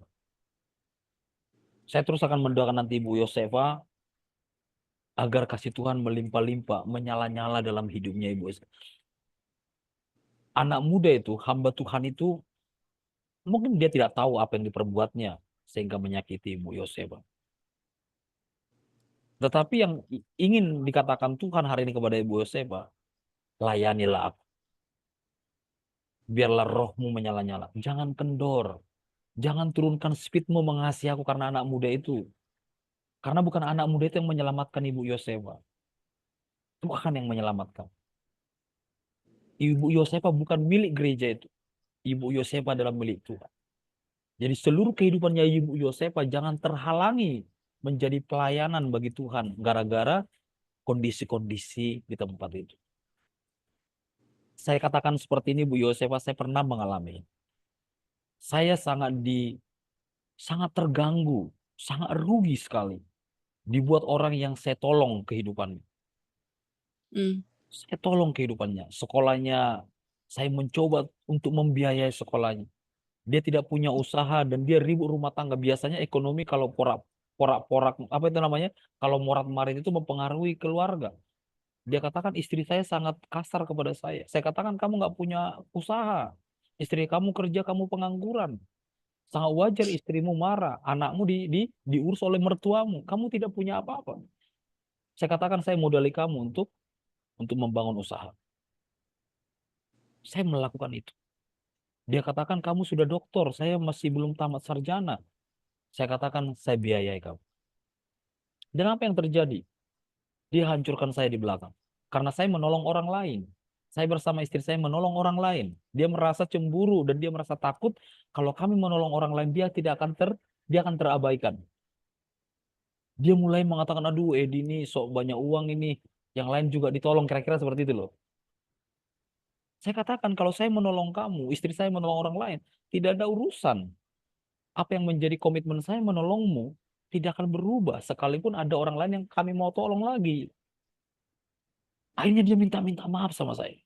Saya cuma katakan saya melepaskan pengampunan. Saya lagi di Makassar pelayanan, dia minta maaf sama saya. Karena saya berpikir kamu salah alamat menyakiti saya. Dia cuma takut Ibu Yoseba, dia takut karena dia tahu istri saya menolong orang lain. Dia berpikir, ah Edi nanti ini beralih ke orang lain ini, nggak perhatian saya lagi nih gitu loh. Jadi apa yang tidak terjadi dikhawatirkan dia. Sehingga membuat gerakan-gerakan di luar. Saya bilang kamu salah alamat. Saya benar-benar memikirkan kamu. Bahkan kamu mengatakan istri saya jadi marah-marah terus. Saya mengatakan istrinya juga saya kenal baik. Dia saya kenal baik. Makanya saya langsung tahu istrimu marah bukan karena dia nggak cinta kepadamu. Tapi kamu nggak menghasilkan 1 rupiah pun setiap hari. Bayangkan, bayangkan anaknya itu di hadapan mertuanya. Mertuanya yang membiayai anaknya. Sekali seminggu mereka baru mengambil anaknya. Saya katakan kamu butuh pemasukan. Saya bilang sama dia, oke, ini bukan untuk kesombongan Bapak Ibu, tapi saya kata saya modali kamu. Kita perhatikan nanti istrimu. Saya kenal istrinya dengan baik. Setelah dia berusaha beberapa bulan, dia dapat penghasilan Bapak Ibu. Dia katakan kepada saya seperti ini. Dia manggil saya itu koboi, dia manggil saya koboi. Koboi, istri saya nggak marah lagi loh. Dia kayak suruh, dia kayak ajaib, kayak kaget dia istrinya nggak marah. Saya bilang nggak apa-apa, memang kamu membutuhkan pemasukan. Kecuali kalau istrimu orang kaya, punya banyak uang, tidak membutuhkan pertolongan pemasukan darimu, ya it's okay. Tapi istrimu juga pas-pasan. Biaya anakmu harus ditanggung. Tapi apa yang saya Iya. lakukan Ibu Yosef, saya katakan Tuhan saya mengampuni orang ini. Tapi sampai hari ini saya nggak ketemu orang itu. Saya nggak ketemu orang itu. Terus ini Pak, saya mau tanya. Emang dia banyak utang sama saya? Yang anak Dia muda. ya, dia bisa wisuda pun juga saya yang bantu dia selesaiin, dia punya masih 1 tahun lagi. Terus saya bantu dia beresin, terus dia bisa diwisuda. Semua dia punya beban, saya tanggung semua. Saya jamin, terus mamanya datang dengan rombongannya ke gereja kita pun ongkos tiket semua, mamanya saya tanggung semua. Terakhir itu yang saya kasih ke mamanya itu beli motor, juga saya bantu. Terus dia ada utang sama saya. Saya tadi ada cerita sama Ibu Gembala. Terus Ibu Gembalanya, saya tanya, gimana kalau soal utang? Pak, kalau utang itu mau suruh dia bayar apa enggak? Oke. Saya baru melihat dari cerita ibu ini, ibu sudah melayani Tuhan melalui pekerjaan ini. Iya, pertama saya tuh nggak kenal dia, Pak. Ya, Saya dapat makanya saya katakan ibu sudah melayani Tuhan melalui perbuatan ini. Tetapi bisa dikatakan orang ini ketika dibantu ibu, orang ini misalnya, saya nggak mengenal pendeta ini, mungkin dia tidak bisa mengatakan say thank you dengan perbuatannya kepada ibu. Nah, ketika ini terjadi, ini yang saya katakan tadi Bu, ini kan tidak sesuai ekspektasi kita ini. Harusnya kalau saya berbuat baik, dia harusnya berbuat baik dong. Sama seperti cerita saya tadi. Tapi ketika saya menyadari orang ini telah berbuat jahat kepada saya, membalaskan apa namanya, membalaskan kebaikan dengan kejahatan, saya mengarahkan diri saya kepada Tuhan. Saya berpikir apa yang saya perbuat kepadamu itu adalah pekerjaan Tuhan. Itu adalah uangnya Tuhan. Tuhanlah yang menitipkan berkat itu kepada saya melalui tangan saya berikan kepadamu. Dan saya tidak menganggap diri saya menjadi berjasa pada waktu itu. Saya katakan Tuhan itu adalah pekerjaan. Dan Tuhan memberikan kesempatan kepada saya untuk menolong dia. Dan selesai urusan saya dengan dia. Dan saya tidak sakit hati. Nah, ketika hari ini kan menjadi permasalahan ibu bertemu dengan orang itu. Tidak persoalan ibu bertemu atau tidak kepada orang itu. Tapi ibu harus sebagai apa yang saya alami tadi, saya ingin mengatakan kepada ibu, Ibu telah melakukan pekerjaan Tuhan. Ibu sudah melihat ibu telah melakukan pekerjaan Tuhan dalam sementara waktu dengan dia. Pertolongan demi pertolongan. Jadi yang ibu lakukan adalah apa? Tuhan, saya sudah melakukan pekerjaan untuk orang itu. Tuntunlah saya untuk melakukan pekerjaan-pekerjaanmu yang lain. Pasti damai sejahtera Tuhan hadir atas itu. Jadi Tuhan, ibu hanya mengatakan, saya sudah melakukan pekerjaanmu untuk anakmu ini. Untuk hambamu ini. Sekalipun saya tidak menerima hal yang baik dari apa yang baik saya lakukan kepada dia. Tapi itu adalah pekerjaanmu ya Tuhan. Tuntunlah saya untuk melakukan pekerjaan-pekerjaan yang lain. Atau apa yang saya lakukan pekerjaan-pekerjaan untuk menjadi persembahan. Sebagai tanda saya melayani. Pasti damai sejahtera dan kebaikan Tuhan turun atas Ibu Yosefa. Yes. Jadi Pak, saya pengen tanya, kalau soal utang itu kan dia ada utang saham dulunya. Jadi saya juga, dia bilang pinjam. Ya, ya udah saya pinjemin. Jadi sekarang sebetulnya saya juga nggak pengen nagih. Saya pikir ya udah ya. Karena dia terlalu gimana nyakitin saya gitu ya. Saya rasanya hati saya benar-benar gimana, saya tanya Tuhan. Ya tadi saya juga sempat telepon Ibu Gembala. Ibu Gembala nanti dia bilang coba dipikirkan lagi. Oke. Itu masalah utangnya gimana kalau? Saya punya jawaban untuk Ibu. Di Ya. dalam hati saya ada jawaban untuk Ibu. Hanya Hmm. satu langkah yang Ibu lakukan. Mungkin Ibu berjumpa dengan dia atau membicarakan, kamu punya utang kepada saya. Kalau kamu punya uang, atau kamu mampu membayarnya, kamu membayar utang itu kepada saya. Karena itu adalah utang kamu. Tuhan memberkati. Ibu harus melakukan itu kalau Ibu ingin melakukannya. Ya. Jadi Ibu hanya mengatakan ya, you punya utang, kalau you udah mampu bayar ya bayar. Titik, itu aja. Dan Ibu Tapi akan sebelumnya saya juga ada hubungan sama mamanya. Mama, iya harus bayar, utang harus bayar. Katanya gitu. iya. Makanya saya Ya, katakan, saya sih dari dulu saya nggak pernah mikirin mau suruh dia bayar, enggak. ya, Saya cuman berpesan dia, kamu udah sarjana ya, ya udah sebagai pendeta muda gitu ya. Saya nggak berharap banyak, saya berharap tuh kamu melayani Tuhan dengan baik, gitu aja. Nah, ya. belakangan ini saya nggak tahu apa yang di pikiran dia, saya juga nggak ngerti, Pak. Gitu. Makanya yang ada dalam pikiran saya sebenarnya Ibu, Tuhan sedang memakai Ibu sebenarnya membentuk dia, menolong dia. Baru pesan terakhir ini, jangan kendor. Ibu jangan jadi berubah untuk dipakai Tuhan menjadi alat kebaikan. Mungkin ini kalau misalnya Ibu mengkategorikan, aduh anak ini nggak tahu berterima kasih. Tapi Ibu telah berhasil menjadi alat Tuhan. Dunia ini pasti mengecewakan, Bu. Dunia ini pasti mengecewakan. Makanya Tuhan mengatakan, kalau engkau berbuat baik kepada orang baik, tidak ada perbedaan kita dengan orang dunia. Kenapa Tuhan mengatakan kalau engkau berbuat baik kepada orang baik? Karena di dunia ini banyak orang jahat, Bu. Jadi kalau kita memilih-milih orang baik, nggak pernah kita melayani. Karena banyak orang jahat. Lalu Tuhan menginginkan kalau engkau berbuat baik kepada orang baik, sama dengan orang dunia. Nah, kalau misalnya saya tidak mengajari Ibu untuk mengatakan anak ini orang jahat. Tapi yang mau saya sampaikan kepada Ibu dan teman-teman yang lain yang di Zoom ini, Ibu sudah berhasil menjadi alat Tuhan untuk menolong anak ini sementara. Dan Ibu bisa menyerahkan anak ini kepada Tuhan. Tuhan, aku serahkan anak ini, aku sudah melakukan pekerjaan yang Kau inginkan untuk menolong anak ini seketika. Dalam nama Tuhan Yesus. Udah, itu saya udah doa sama Tuhan, udah. Cuman Ibu ya tinggal udah, jalani. ya. Ya, maaf aja sama teman-teman yang lain mau pengen tanya. Iya, Sorry. pokoknya Ibu Yosefa, satu hal yang saya mau katakan. Ibu sudah Ya, berhasil menjadi pelayan Tuhan. amin.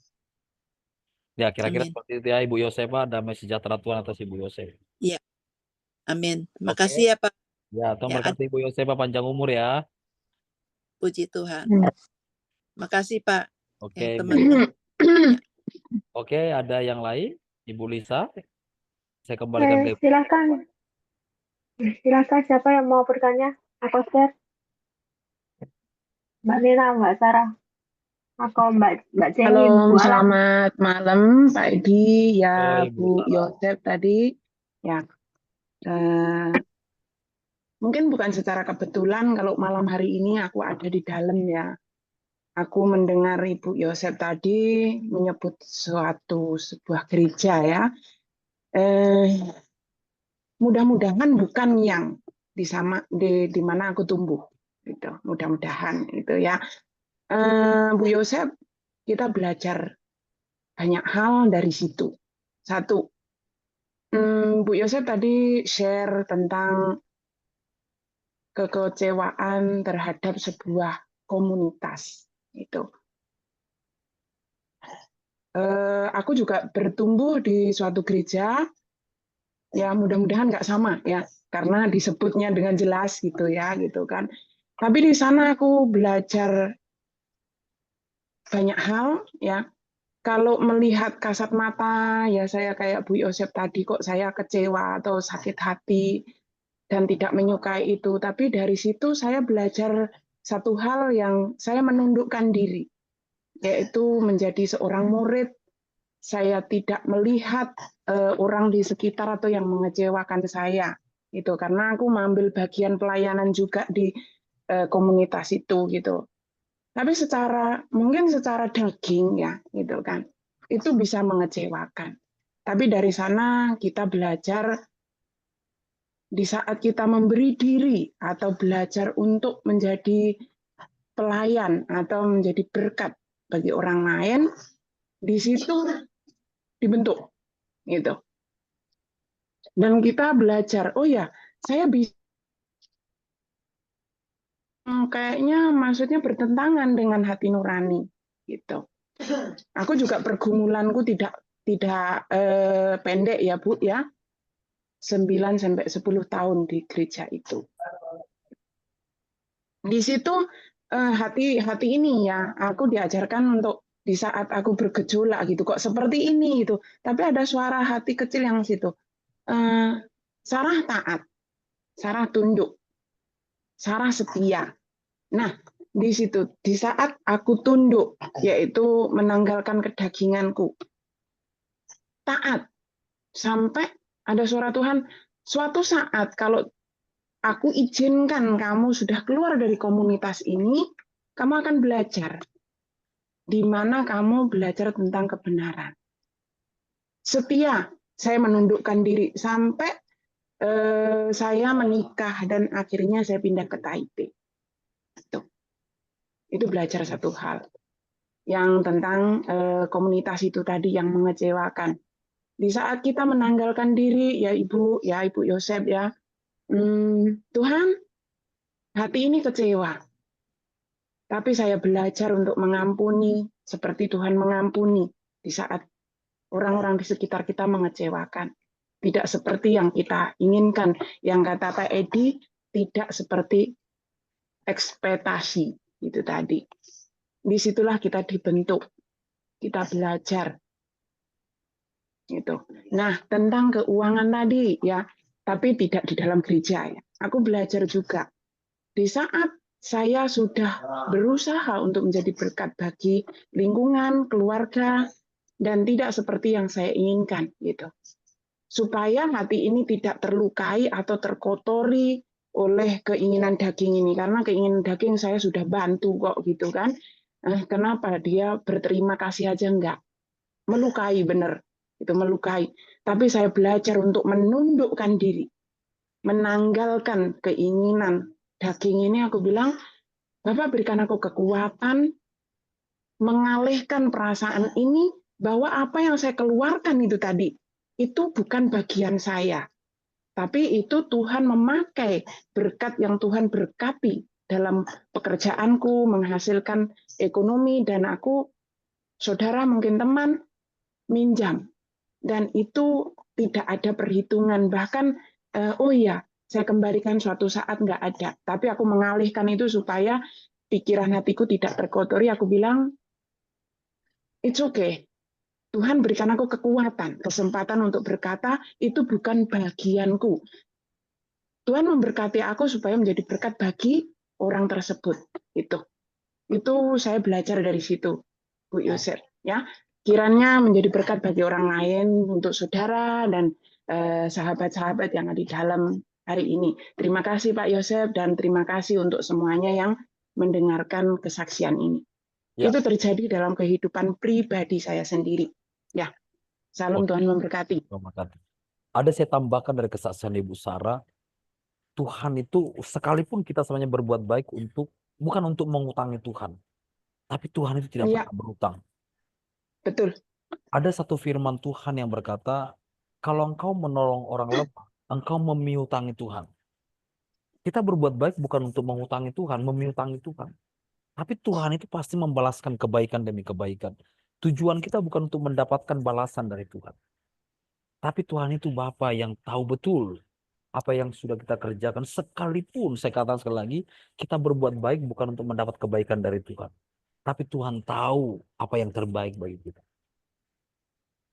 Percayalah, apa yang hilang, itu Tuhan tahu semua. Apa yang kita kerjakan, itu Tuhan tahu semua. Jadi tugas kita sebenarnya Bapak Ibu apa? Tadi itu. Kehidupan kita, pekerjaan kita, tindak tanduk kita, itu adalah pelayanan kita Bapak Ibu.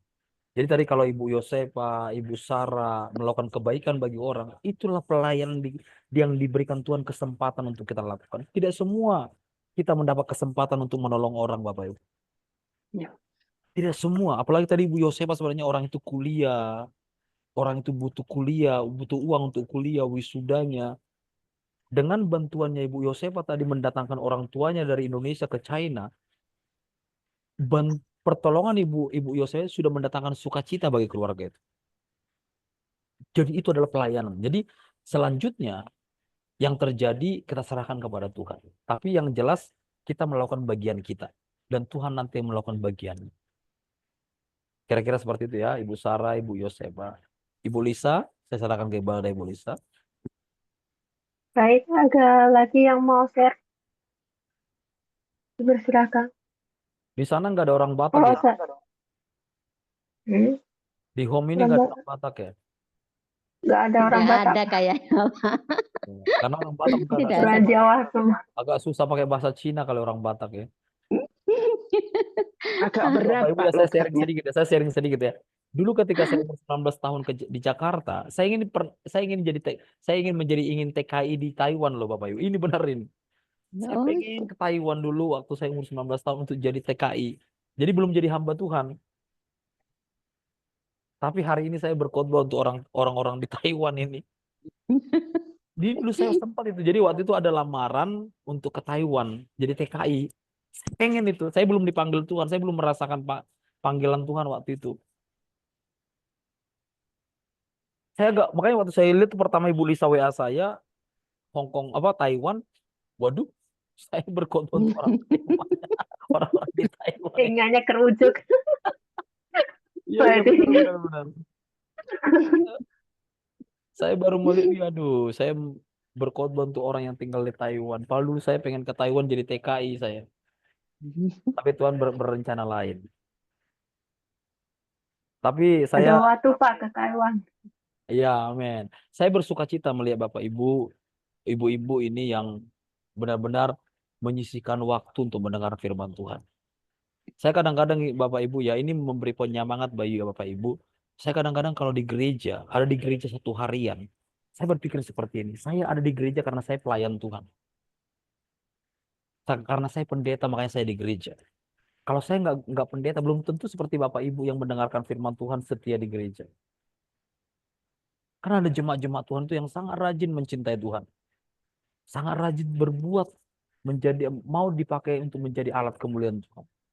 Makanya bagi saya, yang hebat itu jemaat yang setia. Bukan pendeta. Pendeta itu karena dia di gereja memang. Tugasnya di gereja. Sekalipun pendeta yang di gereja itu adalah dasarnya mencintai Tuhan. Tapi karena ada tanggung jawab di sisi satu sisinya. Dia harus ada di gereja. Dia pasti mengasihi Tuhan. Tapi yang mau saya katakan adalah jemaat ini kan kalau tidak di gereja pun dia tidak bersalah.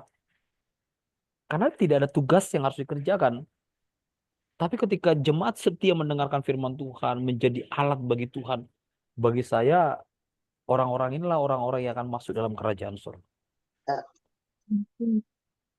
Dan sekali lagi saya katakan Bapak Ibu, pelayanan tidak hanya aktivis, tidak hanya jabatan di gereja, tapi apa yang bisa menyenangkan hati Tuhan melalui kehidupan kita. Itu pelayanan yang sesungguhnya Bapak Ibu. Amin. Amin ya. Oke, Amin. masih ada Ibu Lisa? Silahkan siapa yang mau share, persilahkan. Salam Pak Mbaknya, Edi. Ya, Ibu Nena silakan. Sebelumnya terima kasih Pak Edi selalu melayani doa pagi. Kita Sangat ketemu hari Minggu lagi, Bu. memberkati. Kita ketemu hari Minggu. Hari Minggu saya yang ini. Iya, yang kayak bisa sekarang geser sering ya, Pak Pak. Edi doa pagi. Terima kasih. Ya, Ibu. Kalau saya sih masalah kayak Ibu Sarah atau Ibu Yosefa tadi, masalah keuangan yang ditipu orang itu saya banyak juga. Tapi saya sekarang sudah melepaskan, memaafkan, dan melupakan gitu. Saya sudah nggak mau fokus di situ lagi. Karena udah terlalu capek, Pak, gitu. Saya terlalu capek untuk berpikir ke situ. Sekarang saya itu lagi fokus untuk mengembangkan gitu. Bagaimana roh saya itu bisa menyala-nyala itu tadi, Pak, yang seperti saya merasa itu kayaknya roh saya itu agak redup, Pak. Nggak seperti yang kayak cinta mula-mula dulu, menggila gitu. Kalau cinta mula-mula dulu gila banget gitu. Oh, cari Tuhan siang malam, doa, puasa, kayak gila gitu. Kayak orang yang memang betul-betul bagaimana ya, kasmaran sama Tuhan gitu, ingin mencari, mencari, dan mencari gitu. Tapi kayaknya hari-hari ini agak speed-nya agak kendor. Iya. Agak kendor. Iya. Untuk konsisten tadi loh, Pak. Memang kalau masalah itu untuk konsisten itu yang sulit gitu loh. Untuk terus maksudnya untuk terus stabil gitu, menyalanya stabil itu kayaknya sulit banget, Pak. Gitu. Ya. Kadang-kadang masih redup, tapi masih ya saya memaksa terus memacu. Jangan sampai ini redup, jangan sampai mati gitu. Jangan sampai nanti Ya, ya, ya. terlena gitu dengan kayaknya udah nyaman gitu. Kadang-kadang kan kalau sudah merasa nyaman tuh udah nyaman, udah biasa, kayaknya udah rutinitas biasa gitu kan. Makanya saat saya itu menyadari, kayaknya udah kayak rutinitas biasa ini. Nggak boleh saya begini gitu. Saya harus memaksakan diri lagi seperti itu. Kok kayaknya nggak kayak yang cinta mula-mula dulu sih saya gitu. Saya menyadari itu, Pak, gitu. Makanya kadang-kadang, bagaimana ya saya ini ya, kok sekarang kok makin begini ya. Jadi introspeksi diri, Pak. Selalu saya kalau mau tidur tuh, apa ya satu hari ini apa ya yang saya bikin apa ya? Apa yang saya tonton ya? Apa yang saya kerjakan ya gitu. Kayaknya refleksi diri setiap mau tidur itu, tadi ada sakitin orang, nggak bicara nyakitin orang, nggak salah kata atau salah perbuatan, seperti itu, Pak. Saya sekarang sih lebih fokus ke situ sambil menikmati gini, berkat Tuhan yang kayaknya orang pandang sepele gitu. Saya itu sudah sangat banyak berkat Tuhan yang saya terima seperti itu. Jangan selalu memandang berkat orang seperti itu, Pak. Ya, Lebih ya. fokus ke situ sih sekarang saya. Terima kasih. Dalam tradisi Yahudi, Bu, ada istilah kontemplasi. Kontemplasi itu merefleksikan diri setiap malam. Jadi apa yang kulakukan sepanjang hari ini? Kalau Bapak Iya. Ibu masih ingat doanya Tuhan Yesus, Bapa ke dalam tanganmu aku serahkan rohku waktu di kayu salib, itu Iya. adalah kontemplasi Yahudi. Jadi menyerahkan diri kepada Tuhan untuk dijaga Tuhan sepanjang malam dan pagi hari diambil lagi rohnya, kira-kira seperti itu. Dan itu diawali dengan apa? Mulai melihat apa yang aku lakukan sepanjang hari ini. Apakah aku menyenangkan hati Tuhan atau tidak? Kalau aku ada salah, ampuni aku Tuhan. Jadi yang dilakukan Ibu Nena ini kontemplasi. Ibu Nena, dari apa yang diceritakan Ibu Nena ini orang yang bertumbuh di dalam Tuhan. Orang yang sangat bertumbuh dalam Tuhan, memperdulikan keadaannya di hadapan Tuhan, memperkarakan keadaannya di hadapan Tuhan. Kita harus seperti itu, Bapak Ibu. Saya sebagai dosen, sebagai hamba Tuhan, pasti saya memperkarakan diri malam hari kepada Tuhan. Karena saya mengajar hari ini, mengajar mahasiswa, calon-calon guru Kristen. Malam hari saya pasti memperkarakan diri saya kepada Tuhan. Kira-kira ngajar saya bener nggak tadi Tuhan? Saya Iya. menyerahkan murid-murid yang saya ajar. Bahkan hari ini pertemuan kita ini, malam hari saya mendoakan Bapak Ibu, memberikan diri saya, Tuhan, kira-kira ada yang salah nggak ucapan saya kepada ibu-ibu yang ada di Taiwan sana. Saya akan membawa nama-nama ibu kepada Tuhan. Terima kasih, Pak. Saya tadi udah foto Bapak Ibu tadi. Saya foto di laptop saya. Biar nama-nama Bapak Ibu ada di sana, di laptop saya. Karena ini pekerjaan kami sebagai hamba Tuhan. Pekerjaan Bapak Ibu adalah bagaimana melaksanakan kepercayaan Tuhan. Apapun itu yang dipercaya, itu adalah pelayanan Bapak Ibu. Pelayanan saya adalah mengajar murid-murid, melayani Bapak Ibu, menjelaskan Alkitab yang sudah saya pelajari, membagikan pengalaman-pengalaman berjalan bersama dengan Tuhan, apa yang dikehendaki Tuhan untuk saya sampaikan kepada jemaat. Itu pekerjaan kami. Pekerjaan Bapak Ibu adalah apa yang dipercayakan Tuhan. Jadi pekerjaan kita itu adalah pelayanan Tuhan, Bapak. Pekerjaan kita adalah pekerjaan Tuhan. Jadi kita harus menjadi mitra kerjanya Tuhan, Bapak Ibu. Amin. Jadi Bapak Ibu itu kita semua pelayan Tuhan, tapi beda bidangnya. Amin ya Ibu Nena. Ibu Nena adalah orang yang bertumbuh. Amin. Ibu menjaga terus speednya. Amin. Sama Bapak Ibu, saya pun sebagai hamba Tuhan, kadang-kadang speednya saya kurangi juga. Karena merasa, aduh kok gini ya Tuhan ya. Tapi Tuhan mengingatkan, biarlah engkau terus menyala-nyala. Jangan terkondisi kamu menyala mencintai saya karena kondisi eksternal, karena kamu mendapat berkat baru kamu haleluya, kamu nggak mendapat berkat haleluya. Tuhan nggak mengendaki itu. Jadi kondisi kita hari ini adalah tidak dipengaruhi oleh keadaan apapun. Kita hanya memfokuskan diri kita kepada Tuhan. Jadi sukacita kita karena Tuhan. Sukacita kita, kesenangan kita, kegembiraan kita, itu semua karena Tuhan. Amin. Dunia ini hanya sementara Bapak Ibu. Berkat yang diberikan Tuhan itu hanya sementara. Dan itu adalah alat pekerjaan Tuhan. Seperti itu ya Ibu Nena ya. Iya, Pak. Terima Tuhan kasih. memberkati. Oke, Bu Lisa. Ibu Ada Lisa, lagi yang mau Bu sharing? Lisa ini Ya, saudaranya Jackie Chan, bukan ya? bukan. Bukan ya. Karena Enggak, Mbak. namanya ada Lisa Chen, malah nih saudaranya Jackie Chan. Suaminya Marga Mbak, Chen, Mbak. Pak. Oh, Iku sih karena kan waktu itu saya belum nggak ngerti ya Pak gimana ngurusnya surat nikah sini. Terus suami saya kan apa cengiku ya. Sini kalau cengiku ceng. Terus ikukan aja, kamu ikukan aja marga saya. Ya udah, ikukan marga dia aja. ya. Jadi waktu itu nggak ngerti ya. Ya, Chen ya. Kalau istri saya itu Lim, Marga Lim. Oh, modalin. Istri saya Lim. Belum. Ya, Salim, makanya bilang Salim kan. Ya, istri saya Marga Lim ya. Oke, Bu. Tapi Pak Edi itu juga orang Singah ya Pak ya? Iya, Bukan tapi Tionghoa istri ya? saya. Kalau saya orang Batak, Bu.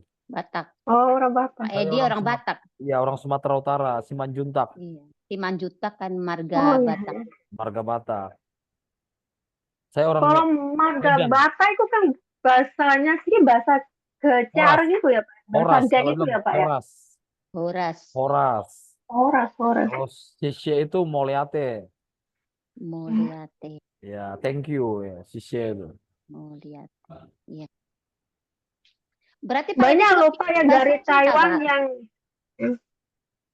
Ya, gimana Ibu? Taiwan kalau bahasa Bangla bisa loh Pak yang ini yang dari garis suku-suku asli orang Singi. Bilangnya kalau orang Singi yang suku pribumi Singi ya kalau ke daerah Batak atau Manado itu katanya nggak perlu pakai bahasa Mandarin, langsung aja bahasa mereka juga saling bisa saling komunikasi mungkin aja ya Pak ya. Ya, bahasa Batak itu bahasa untuk orang-orang suku dari Sumatera Utara, Bu. Daerah Medan. Kalau Ibu pernah dengar Medan, Sumatera Utara, Danau Toba. Itu Iya. orang-orang Batak dari sana, Bu. Tidak, maksudnya Ibu Lisa itu gini loh Pak Edi. Kan di Taiwan tuh ada suku aborigin. Suku aborigin itu dulu Itu dulunya itu dia pendatang tuh yang macam nelayan-nelayan terdampar di Taiwan, baru mereka menetap di sini. Itu yang banyak yang dari Sulawesi, Oh gitu. dari iya, itu dari Batak juga ada. Jadi mereka itu ada bahasa kelompok-kelompok sendiri aborigin Oh iya iya iya iya. itu. Iya Baru ya. mereka itu dulu mereka itu mencari Lau Cucung. Lau Cucung tuh nenek moyang mereka di Indonesia sana dan mereka Hmm. menemukan dari suku Sangira, dari Nias, Oh itu iya iya. ada. Iya, karena adat istiadat mereka tuh sama. Kayak banyak minum saguer, kayak makanan mereka, kayak tariannya itu juga sama, Pak. Oh iya iya iya. Itu suku aborigin. Iya iya. Ya mungkin Iya. jangan-jangan ada marga Simanjuntak lagi di situ. Siapa tahu. Iya iya. Kalau dia ada marga Simanjuntak bilang ada itu Simanjuntak pendeta kami itu. Simanjuntak. Iya iya. Udah ada aja. Iya ya. Puji Tuhan, ibu-ibu masih semangat terus dalam Tuhan. Mm. Berarti ibu-ibu pernah nggak sih onsite gini? Enggak pernah, Pak. Home-nya onsite hanya online ya? Misalnya Iya. ibu-ibu kumpul di satu rumah di sana, baru Ramatama berdoa bersama nggak ada ya? Belum Ada Pak pernah. 1 bulan sekali. Oh iya, jadi kan biar Di lebih Ciai kenal itu. antara satu sama lain. Ya yang Iya. punyanya fellowship itu, fellowship Rehoboth itu Pak. Iya yang bisa. Sebulan 1 kali. Iya. Hmm. Pokoknya kita saling mendukung, saling mendoakan Bapak Ibu.